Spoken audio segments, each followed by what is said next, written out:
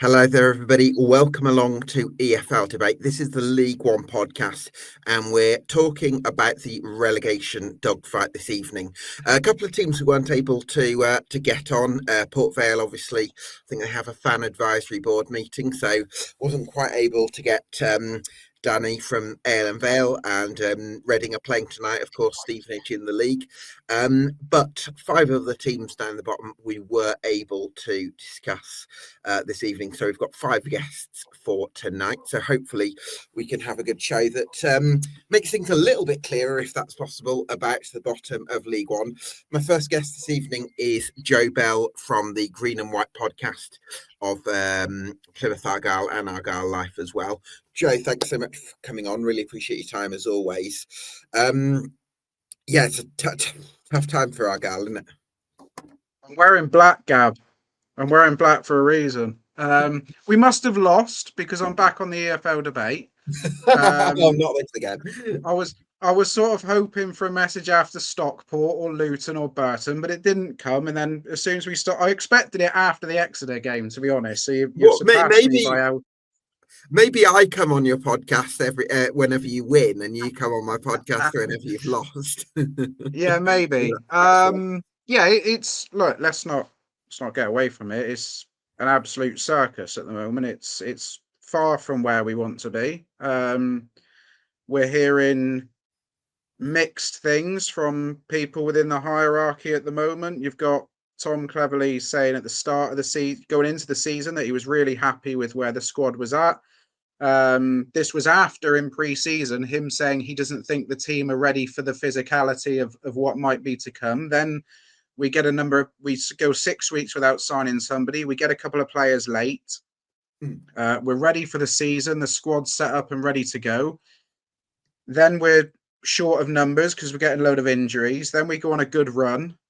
Now all of a sudden, Tom Cleverley is not happy with the squad and he thinks we're on a long, hard, difficult road and it's going to be many transfer windows and much pain before we get back going in the right direction. And then we hear from Paul Byrne, the incoming CEO, this week in the first of a two-part interview with a local newspaper, where he tells us that he doesn't feel there's a disconnect between the fan base and the players, despite the scenes that everybody would have seen at full time at Adams Park in the FA Cup on Saturday, where the fans were quite vocal in their thoughts towards the playing department, and that everybody needs to be united and that they need to stick together and we've all need to do our bit.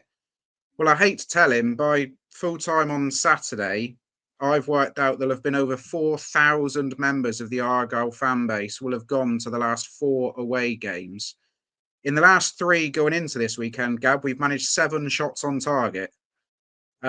So I think the fans are doing their bit. It's now time for less action, less words, more actions. But look, I've been demanding that now for nearly 12 months. So I think we're at just about messages from the boardroom. I think we're just on par now with the amount of wins we've got in the 2025-2026 season. So, hey, it can only get better, surely.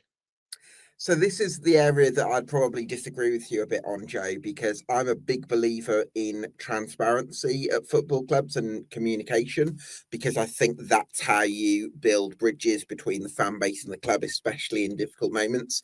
Because as much as it's a cliche and as much as it can be perceived as a thing to sort of say, almost get fans off our backs, or as we've got to stick together, I do think there's some truth in that. And that, if you can galvanize the club, that does make you a more powerful force. That's just a fact. That's not to defend anyone. That's true. And so I would just argue that, I actually think it's even more impressive that people, senior figures at the top of the club, can still speak openly about challenging situations in difficult moments, because it's easy to talk when you're winning. So I understand the less words, more action, and I also agree with you that some mistakes have been made, but I would never ask people in senior positions at football clubs to not communicate with the fans, because I think that's really important. No, I agree with you there, Gab. I think the issue I've got with the first part of the interview with Chris Errington from Plymouth Live this week is it's all a lot of nothing, basically. There's no actual substance in what Paul Byrne said. It was very it was expected. I mean, look, same as the statement after the Mansfield game. They were always going to come out and publicly back Tom Cleverley. They're not going to just bury their heads in the sand. They made that mistake back in 2024 with Ian Foster, and it bit them badly on the backside. So they were always going to come out and back him like they did Wayne Rooney 12 months ago. Look, I want Tom Cleverley to work. I'm still in the seemingly growing minority that hasn't yet defected over to the fact that I think a head coach change is required. Seemingly decreasing minority, you mean, not a growing minority? Yeah, sorry. Decrease in minority. And the reason for that is that we would be fully justified of becoming a basket case football club. You think of all of the changes. I'm not just talking about on the pitch, but off it as well. In the last 18 months, we'd be fully deserving of the title. You know, Sam Down on our podcast made a flippant remark a little while ago that we were becoming we were going to become the Stoke of League One, in the fact that you'd have many head coaches or managers come in and it just wouldn't work for whatever reason. Now, obviously, we don't have the financial backing that Stoke do, and obviously we're playing in League One, not the Championship. But right now, I struggle to see any other way around it. We're trying so many different things with head coaches in the last 18 months, 2 years, and none of it has worked.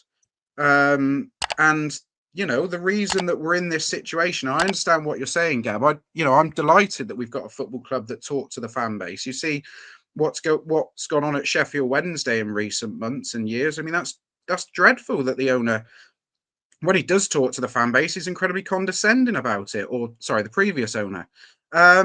So I am happy that they're willing to talk and engage in conversation.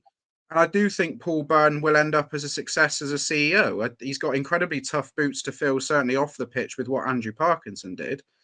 But the problem is they're asking the fan base to stay united. They're asking everybody to stick together and things. Well, we've done our bit in the last 3 years. We've produced record season ticket sales, record shirt sales, record expenditure inside the stadium, huge numbers on the roads, turning up week in, week out. But the decisions that have put us in this position haven't been made because of the fan base. It's because of what's been made in the boardroom. And they need to read the room a little bit more. And look, I mean, I'll comment properly when the second part of the interview comes out, but there's a long way to go. And I said it after the Exeter game that it was a long way back for everybody after that game, because it was just the worst of the worst in the biggest game of them all.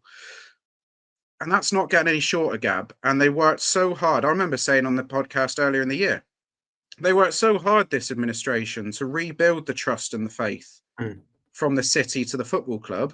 Yeah. That's disappearing quickly. And once that goes, you can't recover it. I suppose, I mean, I'm slightly I don't know how much of an advantage this was, seeing your best performance of the season at Burton Albion, because if I didn't know what went on elsewhere, I'd be like, well, why are you complaining about this? It looks brilliant.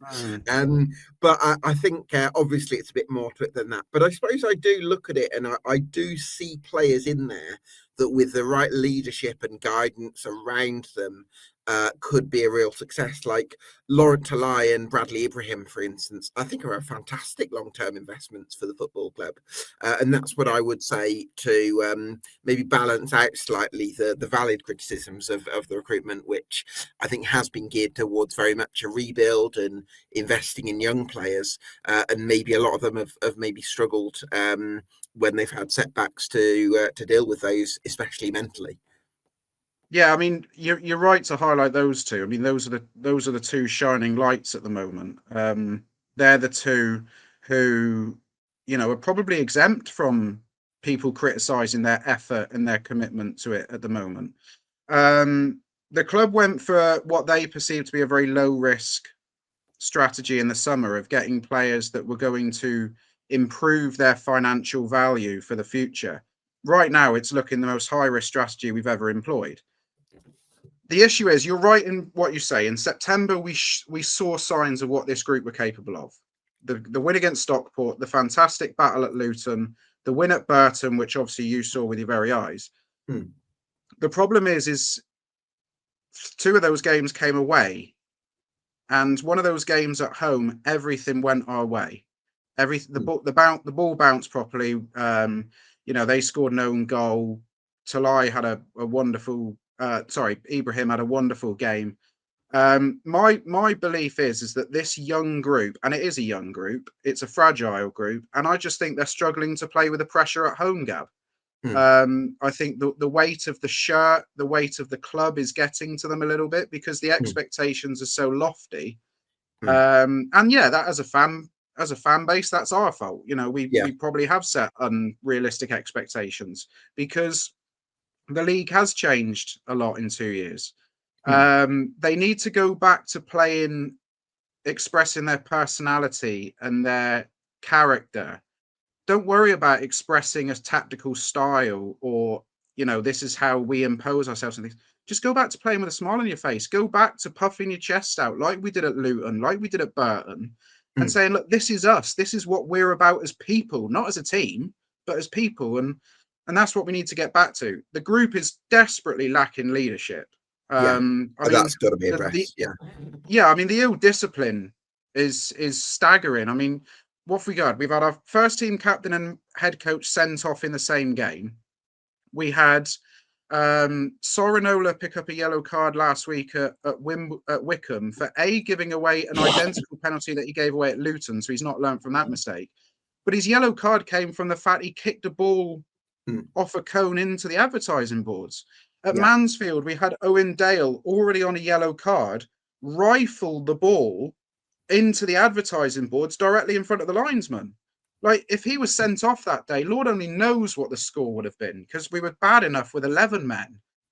So the ill discipline needs to be stamped out. And I do think that comes to a lack of leadership. Joe Edwards hasn't been on the pitch anywhere near enough this season I to don't think stamp he's that as good out. as he was. I think he's. His I think if you're asking me the better footballers, I think it's Ballymumba and Matthew Sorinola. I Yeah, think possibly. I understand why you'd start him from a leadership point of view, but I think he's actually physically off the pace, and I think that's why he's not starting as much. And he's taking longer to get over injuries, obviously, with what comes with his age and things that he would have done 2-3 years ago. But you look around the rest of the group, Gab, as well. Pleggy's not going to be back for another 4 weeks. He's a born leader to go into that back line, and he will go straight into that back line. Yeah. There's absolutely no doubt about that. They've missed a proper, I'm not going to swear, but they've missed a proper hard saw in midfield. Mm. You think of in recent years in this Like league, you think of Paul the Watton. Barry, well, I'm thinking other teams. You're thinking of the Yeah. Sam Morseys, the Dom Luongos, the um, Barry Bannon type characters. Those that are going to grab it by the scruff of the neck. Now, look, they've gone out and signed Joe Rules this week. If somebody can tell me whether Joe Rules is going to be that player, I don't know. I know you replied to It's the my best. tweet. It's the best you can get, Joe, at this stage of Yeah, it probably is. My Yeah. my only my only question with it is, Gab, is if he's as good a player as we all want him to be, why is he only joining a club in the middle of November and joining the club that are 22nd in League One? Because Oh, but if he's a that's better exactly. player than that, then he wouldn't be joining us. That's just fact. Yeah, but then you can say that about any free agent signing, because that's why Argyle didn't make the right additions in the summer. So you've got to take your Yeah, chances he on people he like was the Rules. perfect player. He was the perfect player for us to have gone out and got in July. If we'd signed him in July, I'd have been absolutely delighted. And he's the type of player we should have gone and got. Yeah. I hope, if you cast your mind back, I know your great interview with Derek Adams, which was Oh, superb, thank by the you. way. Appreciate that. He referenced, or you referenced yourself, the signing of Tumani Diagouraga when we Yeah. were in a very similar position to the one we're in now. Diagouraga transformed that team, along with Mm. Ruben Lamaris coming in at Christmas time and actually deciding he was going to play football. That was the spark that got us going. Now, I hope Joe Rules can come in and be our 25-26 Diagouraga and can kick us into gear. I hope he's a Diagouraga and not a Forshaw because, in recent times it was Forshaw who came in and it didn't work. So I'm hoping that Rules is going to be a better player than that. Fingers crossed for that, Joe. Just to wrap things up quickly, do you think Argyle stay up? At the moment, no. Oh my And that God! that that hurts me to say, Gab. And the reason for that is I don't see a way we're turning it around anytime soon. Okay. On I what think I've there's a seen lot in of the last, okay. Interesting.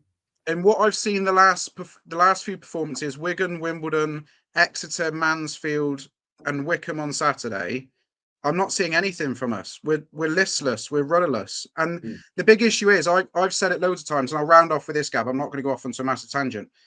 The players couldn't raise themselves in the biggest game of them all. They couldn't take their performance to a new level on the night where it mattered most. Why? Where am I going to get faith that they're going to suddenly turn it round now that we're staring down the barrel at the moment? Tom Cleverley's even admitted himself we're in a relegation fight. So if they can't raise it for Exeter, why are they suddenly going to raise it for Huddersfield on Saturday? That's the question they need to go out and prove to the city now. And that's up to them to give us the answers. Absolutely. Joe, thanks so much for talking to us and keep up the great work on the podcast. Cheers, Gab. Yeah, see you when we lose another 4 games. Cheers, mate. Cheers, mate. Well, we will be joined by Tim Stoodley from the LA Block podcast, but for logistical changes, we're now joined by a Northampton Town fan, Charles Commins from Cobblers to Me. I bet you're thrilled to thrilled to disrupt the plans of a Peterborough fan, Charles. Any opportunity? Oh, sorry, you muted. Have we bumped Peterborough United down the list? Oh, that's a shame. What a shame that is. Don't bring him in. Just how many fingers have you got, Charles? Just let me... I've got 4 fingers and 1 thumb. That's 4. Fingers. I've got to be honest, Gabs. That's dirty tactics, pitching us against each other like that. That was. I know, that was cool. I love it though. I'm all for it. I'll see you in a moment, Tim, to talk about the posh under Luke Williams. Charles, I wanted to come to you on Northampton's solid season so far. It was me predicting the Cobblers to finish bottom of the league again, and here you are in 16th.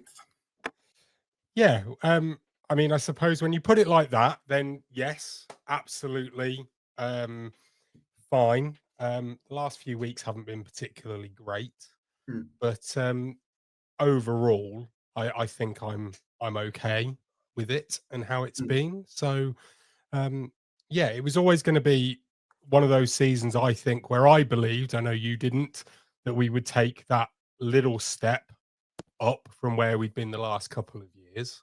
I wanted it to be a bit more of a larger step, I guess, but right now I'm okay. Could have done with an FA Cup run. Yes, that would be nice, wouldn't it? What do you make of Ross Fitzsimons in goal? Because it was a signing that, I mean, I only expected him to be backup goalkeeper this season, so I've actually been quite surprised by how well he's done. I think you're not the only one, to be honest with you. If we just forget about the horror show that he had with the 3rd goal on Saturday at Oldham, then he's been really, really good. He's definitely not been a player that you would have thought was playing in the National League North last season. So I think he's, I mean, the one thing that you can kind of tell just from his persona and his personality is that he feels really, I don't want to say lucky, like he obviously has earned his chance, but he feels really, I suppose proud of the fact that he's taken this quite large step up and is doing his very best to, take the chance that he's been offered.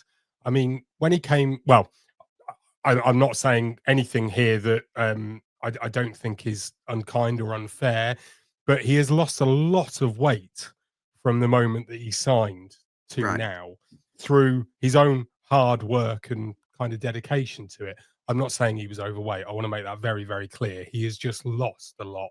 And I suppose that's maybe the difference between, I don't know whether Scunthorpe are training full time or they're part time, but then coming into, a full time EFL League One setup. Yeah. And he for me, it shows that dedication to the fact that he's trying to take this chance. And I, for one, think he really has with both hands. He's made some fantastic saves in the last few weeks, kept us in games or kept the score down, depending on, you know, what the matches that we're talking about. But yeah, he's done really, really well. I'm really impressed with him so far. Wanted to also, one of the signings I was quite big on was Jordan Thornley, because I've always felt like he's been quite a reliable defender at this level. Has it looked that way so far? I think it's hard to kind of pick out individuals from that back three that we're sort of playing at the moment, simply because there's been so much chopping and changing in that back three so far this season due to injuries, that it must be really difficult for players to go each game then having a new partner in that defensive line. I think he's done all right. The thing that I like about him more than anything really is his range of passing that he's got. Out of the other players that we've got, he's probably the one that is most comfortable on the ball. Having said that, he goes about his job fairly unspectacularly, if you know what I mean. I can't think of any sort of really big goal-saving challenges he's made or anything like that. He's just fairly solid, I think, when he's defending. But you know, recent results have kind of been a bit weak. I don't think you'd blame an individual necessarily for much of those goals that we've conceded. Collectively, we've just not been on our game, so to speak. So I think Jordan's done pretty well coming into the side this season. Well, yeah, that sounds hopeful. You mentioned not many individuals that have really sort of stood out as such. Does that show that, I suppose, to get to 16th, it's been quite a collective effort, and a lot has been on that out possession shape and the organisational qualities, which we always seem to come back to when it comes to Northampton? Yes, I agree with that completely. The area that we lack the most over the whole of this season so far, as per usual, is in attack. That's been our downfall so far. Well, this season. you used to say he's not a wing back, Gab, about Sam Hoskins. I'm going to say to you, he's not a striker, Charles, because I don't think he's an out and out striker, Sam Hoskins. I think he's an inside forward, but presumably he's having to play in there because you're limited, perhaps. Well, he has been, yeah. My one criticism, I guess, of our summer transfer window has been that we haven't had anyone, or we didn't bring anyone in on the right hand side that is like Nesta Guinness-Walker is on the left. Nesta Guinness-Walker is a wing back and is very good and comfortable in that position. He can also play full back and then on the left side of a three if he needs to.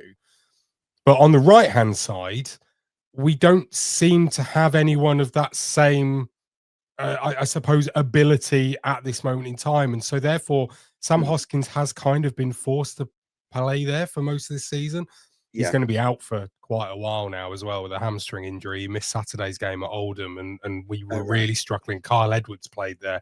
And I'm telling you now, Gab, he is not a wing back. I don't care. Sam can do a job there. I agree with you. Inside forward, fair enough. I put him up at the top end of the pitch and you'll get the best out of him. I think we're forced to play him in right wing back. At the start of the Luton game, a week and a half ago now, we started with Sam up front. I can't remember whether he was partnering anyone or whether he was kind of in that front three.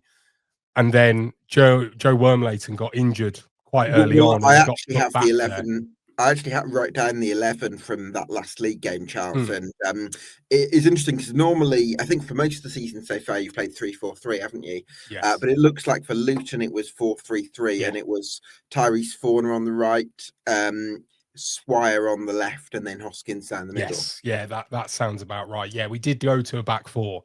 And Joe Wormleighton went into the right back position, but he then, I think it was his groin. I thought he'd actually just got a ball to the nether regions at the time when he went down from where I was sitting in the stand. I thought that's what had happened, but clearly it was a worse, game-ending injury at least than I thought it was. So Sam immediately then went to right back, and I felt really gutted, not just for Sam, but also for the fact that Nolan was trying to do something different to combat a Luton side that we weren't really sure what was going to happen because it was Jack Wilshere's first game in charge. And that experiment, if you like, only lasted about 20 minutes. Yes, having to adapt, I suppose, at the moment, Kevin Nolan.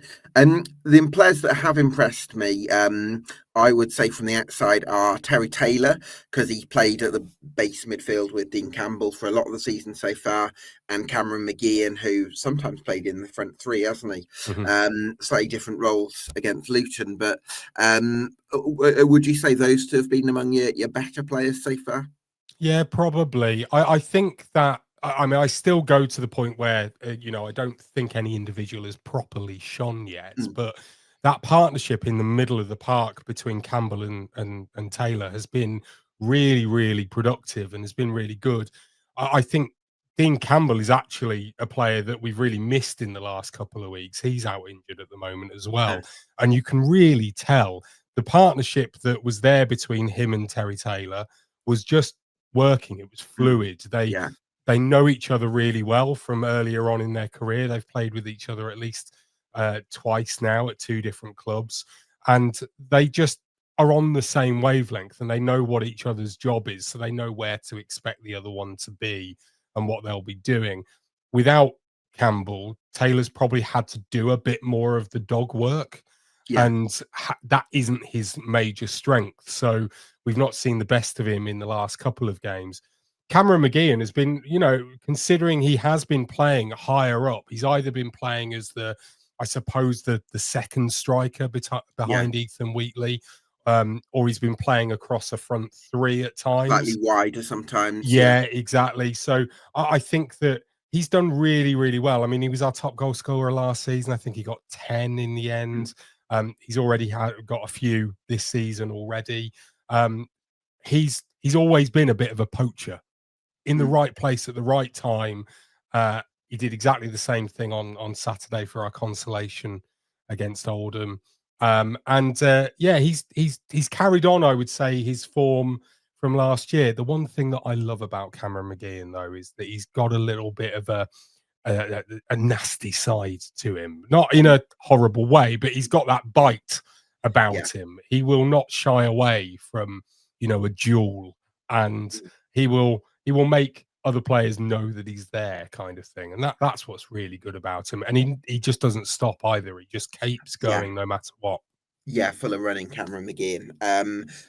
So that's encouraging. Charles, so on the one hand, you've continued the good defensive foundations from the last few seasons. On the other hand, maybe one or two injuries are holding you back a little bit. Maybe you've got some issues in attacking areas. Where do you sit on Northampton Town's chance of beating the drop this season, or even finishing a bit higher? I don't think that we'll be in danger of the drop. This will come back to haunt me. I know it will, but I really don't. I still have the same opinion that I've had for the last 3 years, Gab, which is that we are good enough to not be relegated, and it will be a case of I do think that we will move up a little bit. I think we'll be in the bottom half at the end of the season. The one thing, and I suppose the thing that I'm going to be judging us on at the end of the season, is what Kevin Nolan said when I hosted a fans forum at the end of last season, which was that he wanted us to be safe and secured in League One for another season way before the last 2 games. So that's essentially when we secured survival last year. So he wants to be maybe 3 or 4 games before that. It's already confirmed, maybe early March or something like that. Yeah, I mean that that would mean getting to something like 60 points, which is a big ask. But you've got to have dreams, haven't you? Dreaming would be winning the league, Gab. Dreaming would be winning the league. Great stuff. Charles, thanks so much for joining us, and look forward to catching up again soon. Thanks, Gab. Top man. Delighted to be joined. We've got a few guests waiting, but delighted to be joined now by Tim Stoodley from the Yellow Block. We will be joined shortly by Rob Walker and Ben from Blackpool and Exeter City, respectively. Tim, thanks so much for joining us.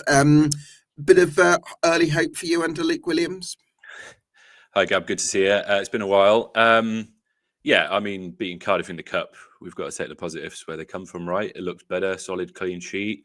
I don't think anyone would have expected us to beat Cardiff. Yeah, positive. I mean, it's one game. It's hard to form too much in the way of judgments. Got another tough tie this weekend at home to Wimbledon.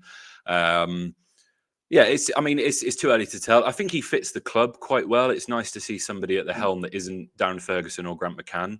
But yeah, we'll see. I mean, there was vast improvement Saturday, so we have to take that as positive, particularly because he only had a day training with the team before the Cardiff game. So yeah, time will tell with that one, and ultimately we just need to cling on to any sort of hope that we've got at the moment. So I'll take it. I'll take a cup run. Absolutely. I did listen to The Hard Truth, your favourite podcast.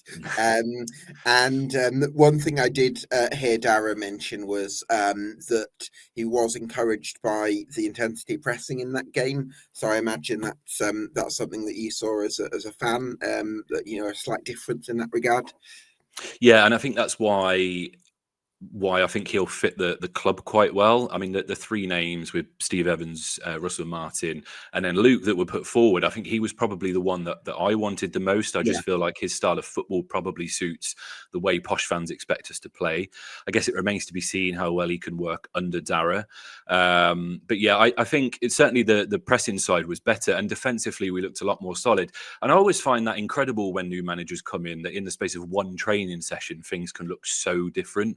It shows that the player's ability either was or wasn't there beforehand. It's just it really highlights for me how much a manager is a key part of any squad. The fact that in the space of one day he's turned them into solid defensively, and pressing they looked a lot better. And yeah, I think Dara's right. That was positive.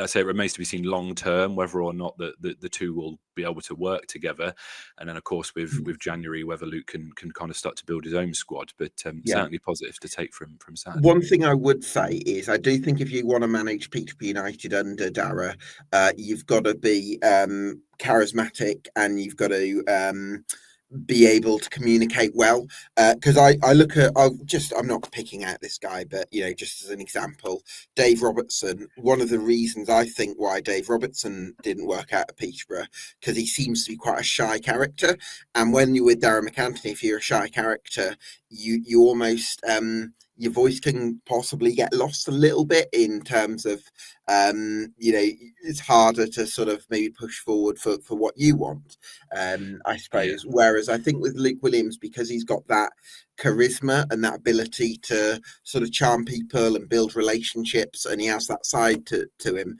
I do think it means that it's going to be, he'll find it easier to navigate that relationship perhaps.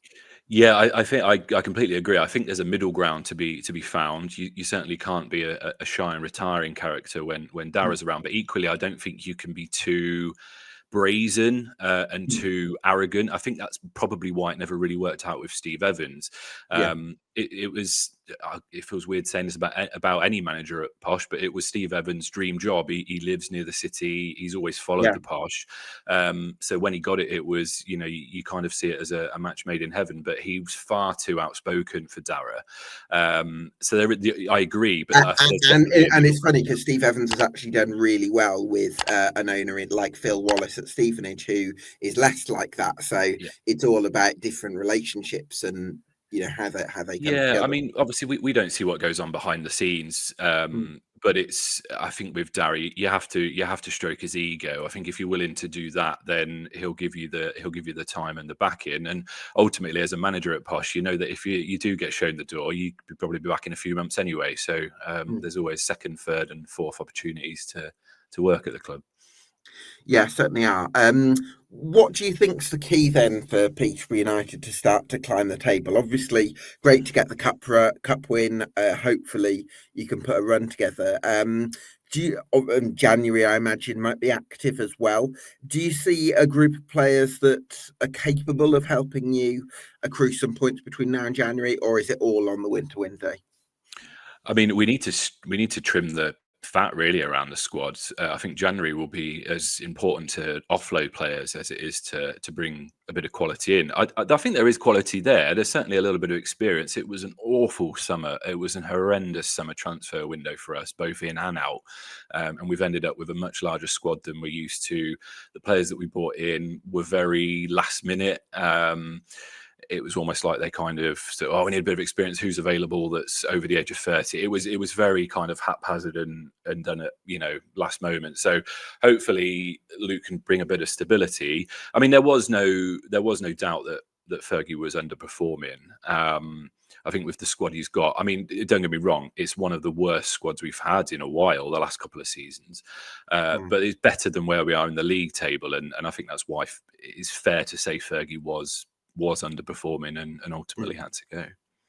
Yeah, I think it is a poor squad, but I also think when you sign other project players, if the project players are developing alongside some known quantities, it can be easier because all of a sudden the projects become the known quantities, and then you can sell this known quantity because this guy's at this level. Whereas when you've got this massive gap and you've sold this lot and then the next one, I think that's the position that Peterborough are in at the moment. And actually maybe even bringing in the veterans like I suppose the Tom Lees of this world, has that actually had the impact that you were hoping for, given the quality of the players that you've lost? So yeah, it's been a very difficult situation for the club recently. Yeah, and I think with the experienced players that we've brought in maybe don't have the quality that we need either. It's all well and good bringing in experienced players in, but they also still have to be good enough to play at this level, and I'm not sure that's necessarily the case. And everything that you've just surmised there is bang on, and ultimately falls at the door of one man in terms of how we've managed the last few transfer windows. I mean, I've made it this far into our chat without mentioning it, but yes, Fergie needed to go, but he wasn't the only person that needs to leave the club. Yeah, fair enough. I respect that view. Is it hard saying goodbye to Darren Ferguson, the most successful manager of the club's recent history? Yeah, I mean, it is. Will he be back? Probably. I think he will come back. I don't think we'll ever see him as a manager again. But then I said that last time. I do think he will come back in some regard. I think if Dara does stay at the club, when Barry Fry does either leave or leaves this planet, whichever's going to come first, I think Fergie will step into a director of football role under Dara if he does stay at the club. So I think we will see him again. It probably just won't be in that in a manager's position. I mean, Fergie's not really made it anywhere else. I know he did okay at Doncaster, but his stint at Preston was poor. So I don't think his options will be particularly broad. So I think it would suit him to come back in some sort of back office sense as well. But yeah, it was, it's a shame I mean, ultimately Dara did pay tribute to him on his pod, and everything he said was right. There's no doubt that he's an icon at the club. It's and it doesn't really feel sour the way it's ended. It was coming, so it's kind of I think it's just kind of one of those relationships that's ended because it had to come to an end. I don't think there's any real animosity from either side. Oh, absolutely, yeah. I think there's a lot of love there. One thing I did want to touch on, Tim, was the sort of youthful exuberance in your front two. And I suppose youthful exuberance is a word we'll use a lot with Peterborough United at the moment. But you've got Jimmy J. Morgan, I think, on loan from Chelsea, and Harry Leonard from Blackburn. Do you think that with the pressing game that Luke Williams wants to play, those two have got the legs to carry that out? Yeah, I'm really excited by, the fact they're both a bit versatile as well. They can both sit back in that number 10 role, I think will help, certainly with that push in. I think it's going to be interesting to see how well they can work together. But yeah, I think they can. I think they probably can. I think I'm still a little bit dubious about Morgan. He wasn't great when he was at Gillingham. There is a player there. I think we can see that. I am excited about Harry Leonard. I think if he can stay fit and stay injury free, I think he's going to turn into be a decent asset, and hopefully so as well with the money that we're rumoured to have paid for him. But yeah, I think hopefully Luke can get the pair of them playing. I feel like they'll suit pressing football, and hopefully they can complement each other quite well, because it's, you know, I think they're both very similar players. So if we can find a way to fit them both into the starting 11, I think that would be to our benefit, definitely. Fingers crossed for that. What do you make of Peterborough's chances this season? To what extent are you kind of worried that you're on 10 points and you're in danger of getting cut adrift at this stage? And to what extent do you feel, I'm a little bit encouraged by what I saw on Saturday, and I like Luke Williams and he's got some good coaching reviews, and maybe if we can get this pressing game going, we can put something together. Where are you on the kind of the spectrum in terms of optimism versus pessimism and realism? Yeah, it's a difficult one. I'm not sure I can answer that yet, just because we haven't seen enough of Luke's teams. I'm worried that we're going down. I am. I mean, last year, whenever we spoke, it was like, I know we'll be fine. We'll turn it around. This year, I don't feel that. But then again, I can't really say that with any conviction, because it could be that Luke Williams suddenly finds, you know, 3 wins in 5, and we've climbed up the table. And the table's incredibly tight, certainly in the sort of lower half. So, you know, you put together 3 or 4 wins and suddenly you're looking mid-table. So I don't want to write us off, but it's certainly... we need an about turn, and we need it quickly. And I think that's the pressure that Luke's going to be under. He hasn't got time to kind of find his feet. He needs to hit the ground running. He did against Cardiff. That's great. If he can do it again this Saturday, then I'll certainly feel a lot more positive about things, that's for sure. Because it's a tough game Saturday. You know, the Dons are no walkover this season. Certainly aren't. Well, Tim, thanks so much for joining us, and look forward to catching up later in the season when we know a bit more about Luke Williams' Peterborough. Absolutely. Cheers, Gabs. Take care, mate. Top man. Cheers, Tim. So my next guest is Ben from Exeter City.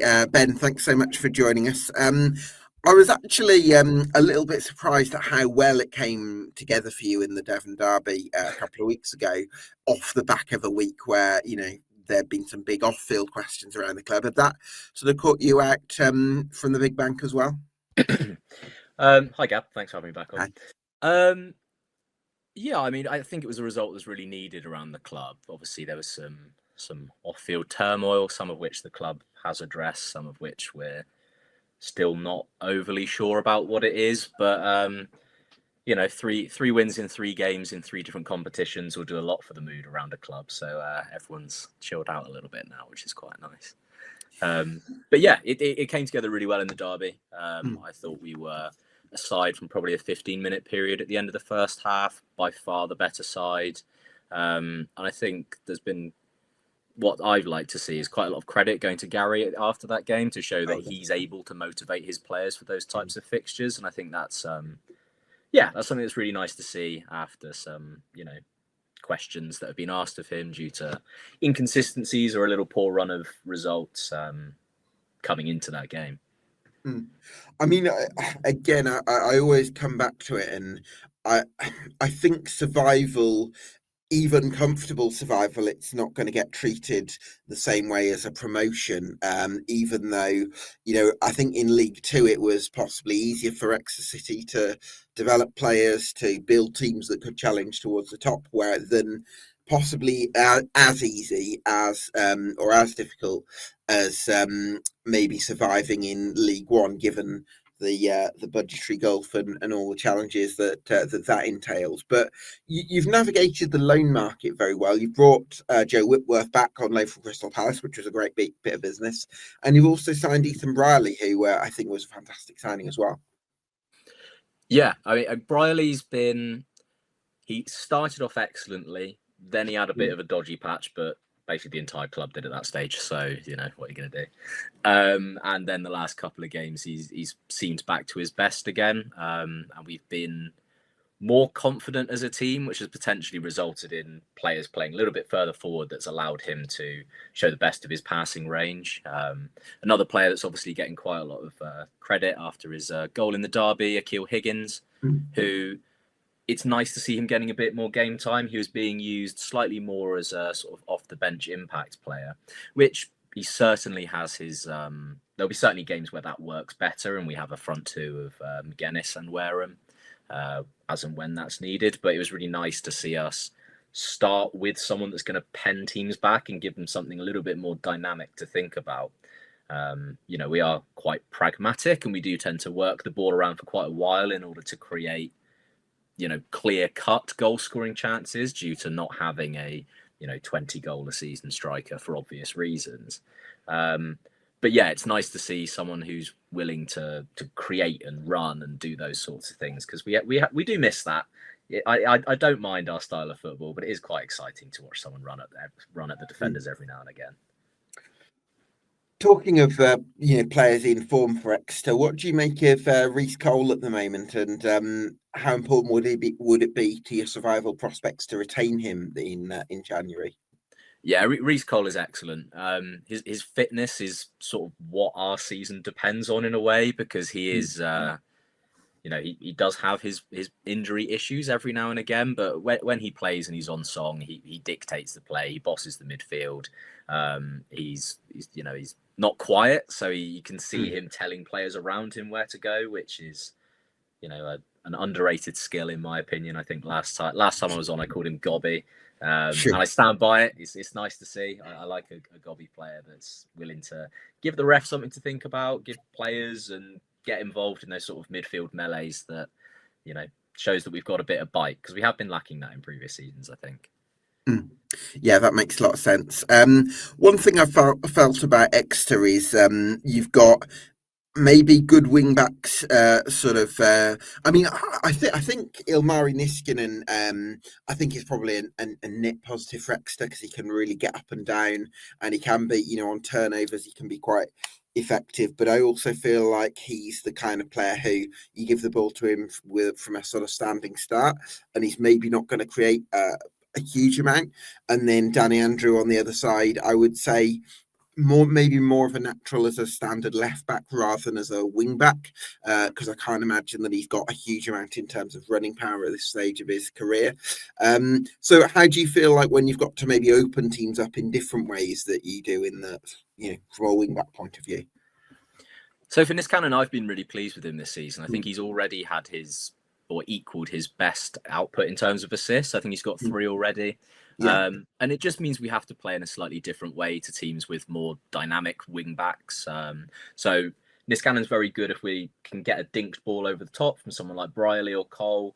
Niskanen tends to get there and pull the ball back. So it's just he's got a real engine, hasn't he, Niskanen? Yeah, exactly. So it's just a slightly different way of playing.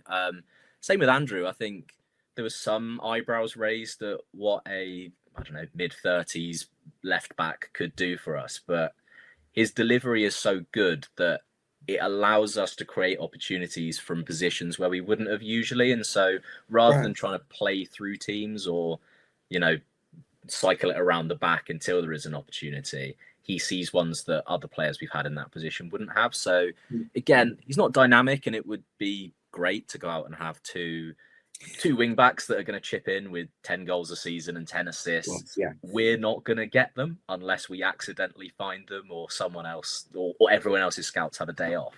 So we sort of play Moneyball in the sense where we have to recreate players in the aggregate in terms of what we want to get out of them. And so Danny Andrews' distribution is excellent. He is a little bit lacking in terms of forward pace, but he does get up and support and play crosses from deep.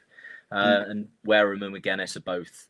McGuinness is obviously a big lad, and Jaden Wareham's like Tigger. I've never seen a player jump so high from such from a standing start, and being quite a small lad. So it does create chances and ask questions in a slightly different way from what you'd expect from your from your wing backs, but it's what we've got to do, because we're not going to necessarily be able to come across players like Niskanen, who also has goals to his game and can also put a ball through players' legs and run onto it. So, it is what it is at the end of the day. And I'm not upset with our wing backs. I'm actually quite pleased with them this season so far. Come for the League One chat and stay for the Winnie the Pooh references. That's what I'll say. So what do you think Exeter City are going to stay up this season? Or do you think it's going to be touch and go? I think it'll be touch and go. And it's logical to say that, because although we're on a good little run at the moment, we were on a bad run before that. And sort of a feature of Gary Caldwell's tenure in charge of Exeter has been that we tend to go on quite longish runs of results one way or the Quite a other. streaky team, yeah. Yeah, which I guess is a form of consistency in one way or another. Yes. So yeah, I don't think we're going to be as safe as we have been in previous seasons, but also the players are just about getting into a stage where they know each other a little bit more, and we seem to have a bit more of a settled 11 in terms of injuries and things like that, which is nice. I say touching wood ahead of Wigan when we inevitably lose everyone again, but yeah, I think we'll be down there just because logic dictates that if you go on these long streaks of winning and losing and winning and losing, that one way or another it's not sustainable, and I doubt we're going to lose our losing streaks.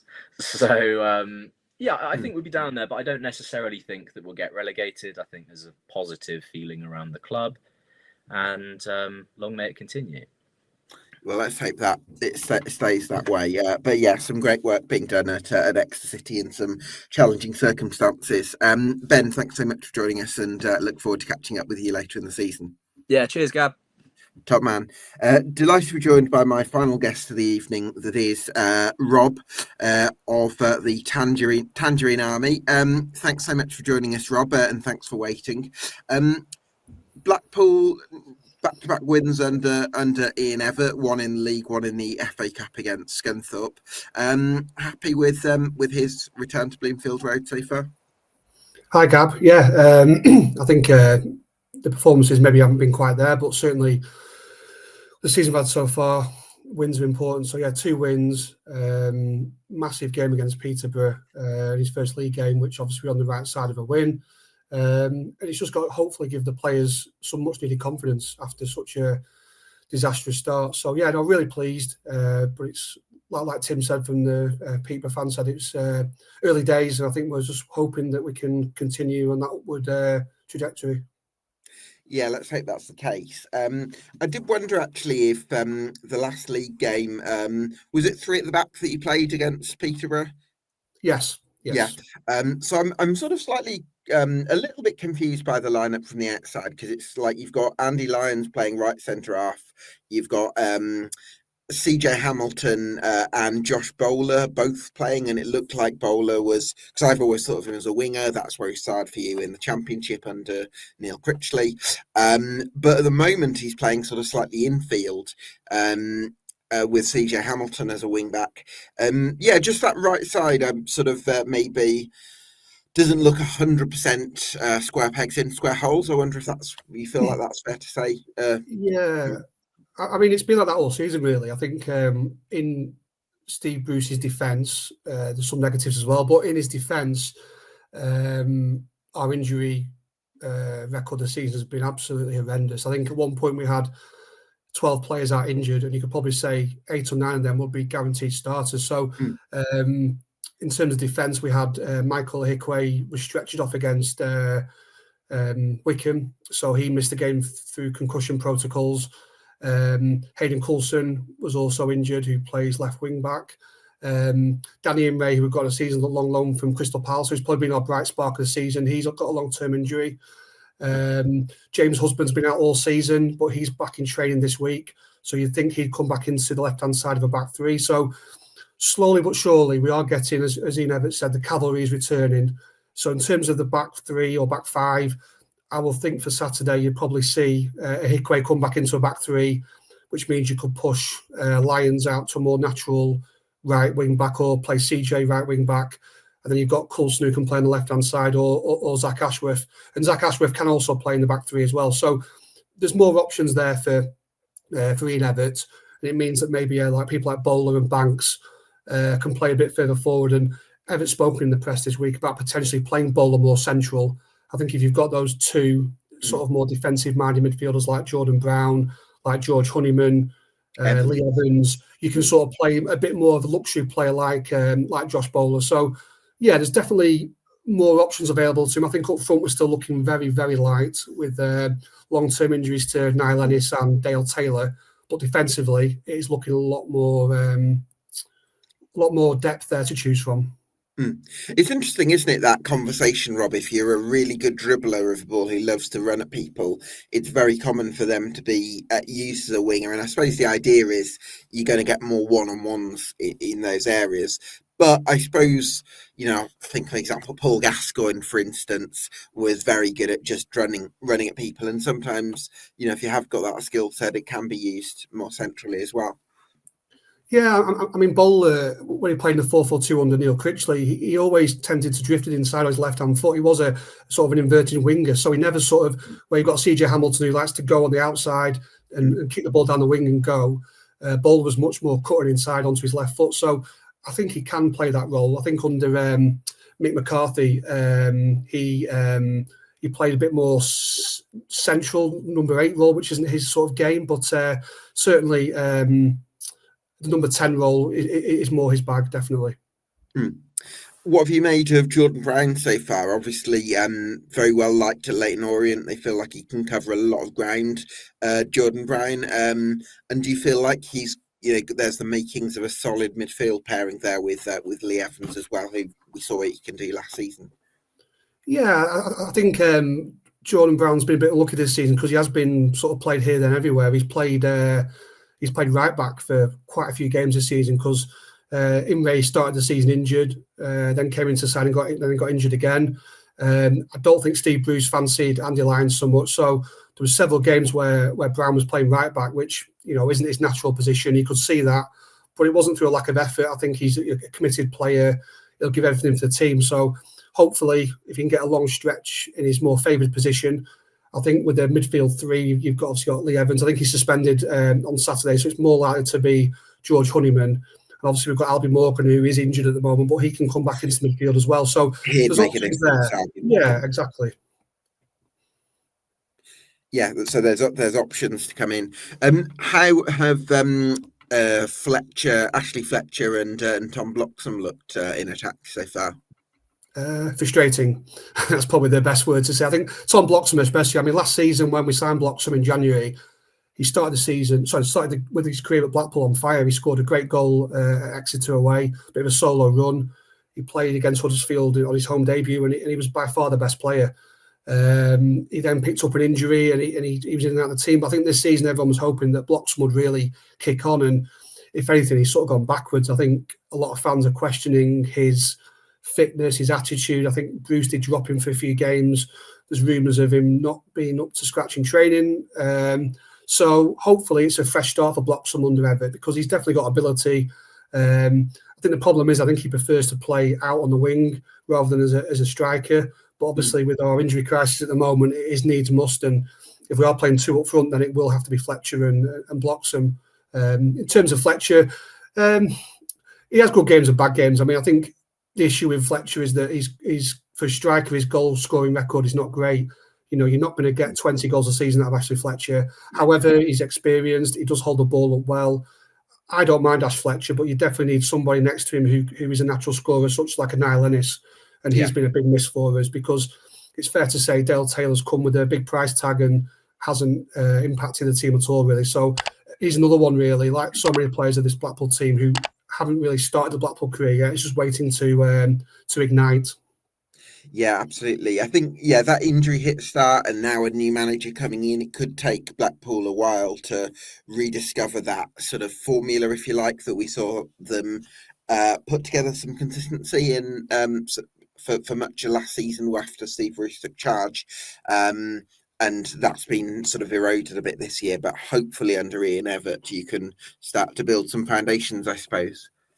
Yeah, I think there's a much more positive feeling around the club. I think it was a sort of natural choice that Evatt will get the job. I think a few fans, including myself, were sort of leaning towards Richie Wellens, another ex-player, but obviously signed a new contract at Leyton Orient. I think there was going to be a large compensation payment, which I'm not sure if that scared Blackpool off, but I think Evatt was a natural choice. He obviously has ties to the club. He played for us for 7 years. Was part of the team who got us from League One to the Premier League. He's sort of got a point to prove. I think, although his record at both Barrow and Bolton was very good, I think his win percentage is like nearly 50%, which is remarkable, really, for the amount of games he's managed. I think it did go a bit sour at the end at Bolton.